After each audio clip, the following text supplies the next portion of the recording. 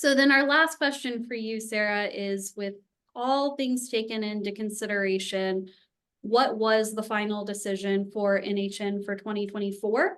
And then I know that you guys have a longer term vision as well. So if you could speak to that too.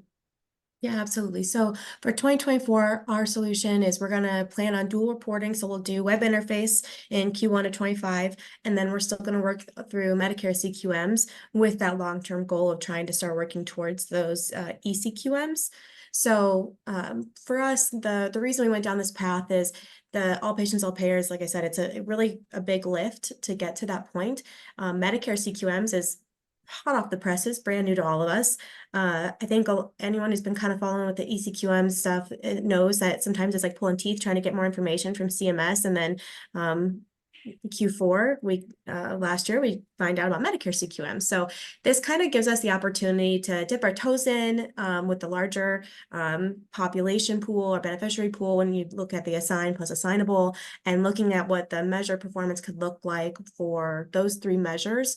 And I think that's the information that we kind of need in order to have some more of those conversations with our ACO partners about the changes in reporting and what that performance is going to look like, with the ability too that we'll still be able to compare and contrast with our performance with web interface. And for us, we said this is a great opportunity to start, defining that roadmap to get us to the end goal of ECQMs. Like I said, with, being able to dip our toes in, but for us, the long-term goal doesn't have a set completion date yet. I think this is a great opportunity to start exploring what Medicare CQMs will do and what our performance will look like for those three measures as we continue to start having more of those conversations and working with our partners to help with the new scope of what reporting is going to look like for 2024 plus.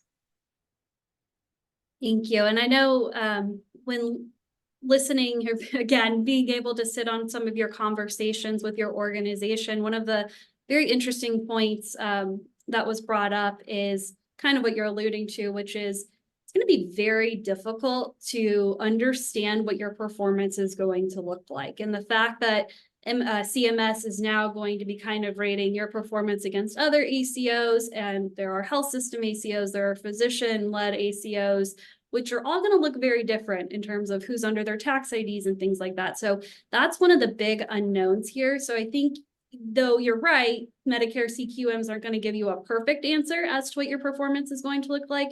It's going to be a whole lot better than the sampling process today. And it'll also give you the chance to sort of start setting up those additional data feeds and even looking at that performance outside of just the Medicare CQM reporting. So that's really good insight. Thank you.